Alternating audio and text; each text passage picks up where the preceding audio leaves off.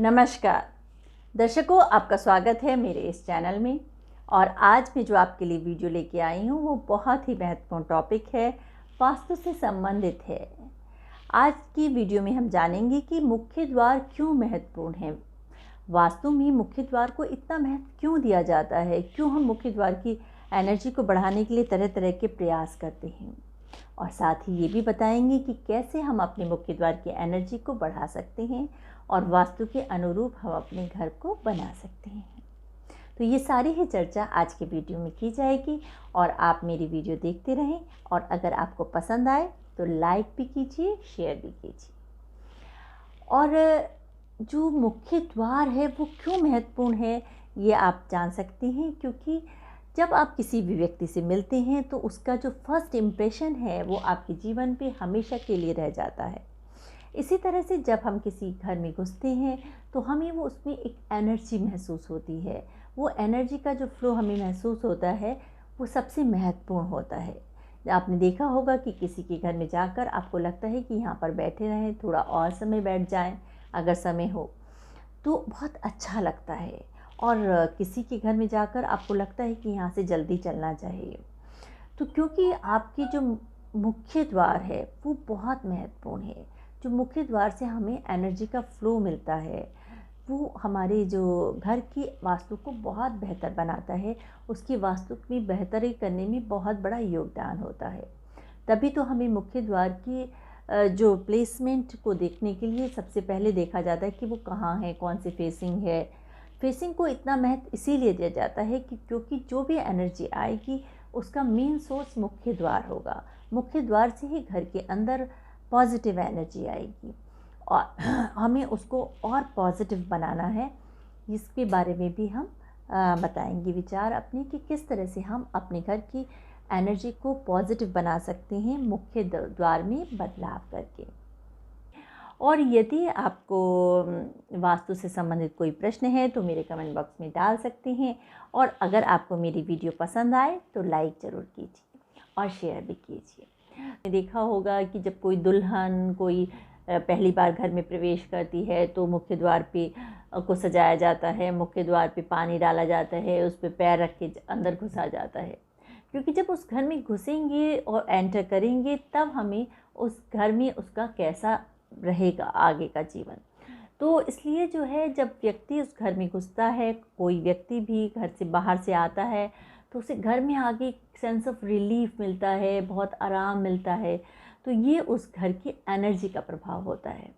तो मुख्य द्वार को हम किस तरह से महत्वपूर्ण बनाएं, किस तरह से हम उसकी एनर्जी को बढ़ाएं जिससे वो हमें लगे कि घुसते ही कि अपने घर में आ गए हैं। कि एनर्जी को बढ़ाना है, मुख्य द्वार को इस तरह से इम्प्रूव करना है तो किन बातों का ध्यान रखना है।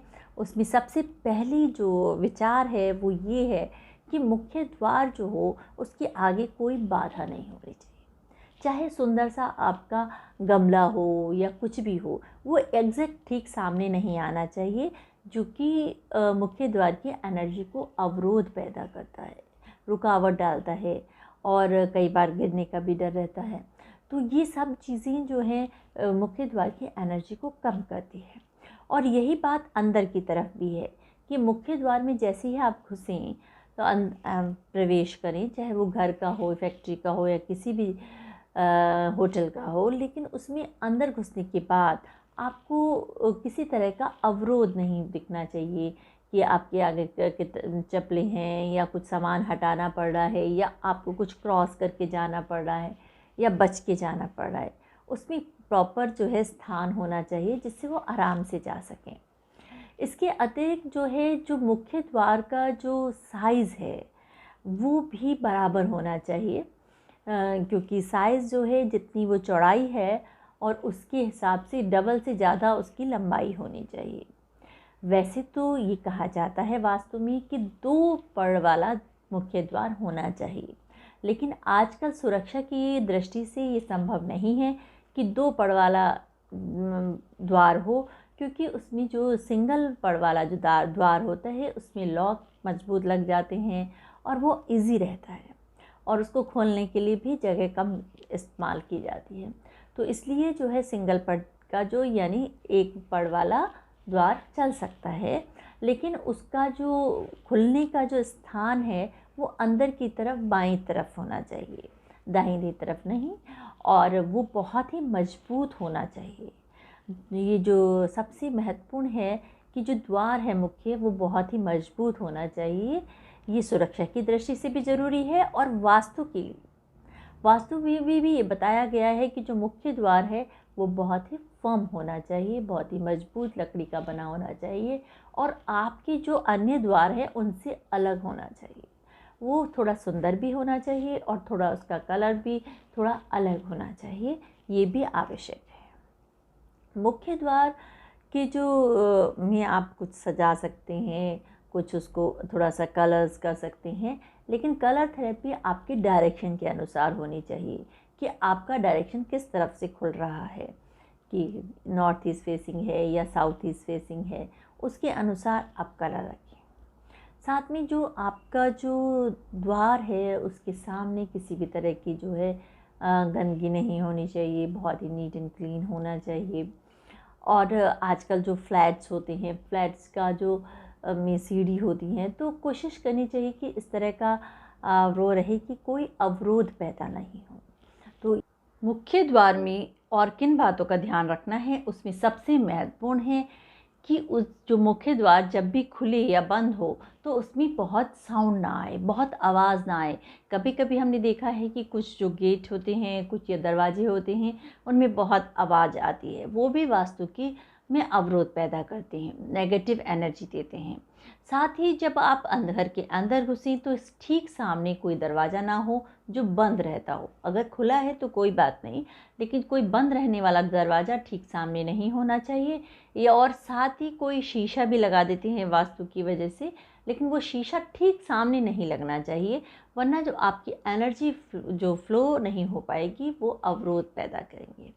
तो इस कारण से शीशे और जगह लगा सकते हैं, लेकिन एंट्रेंस के ठीक सामने नहीं।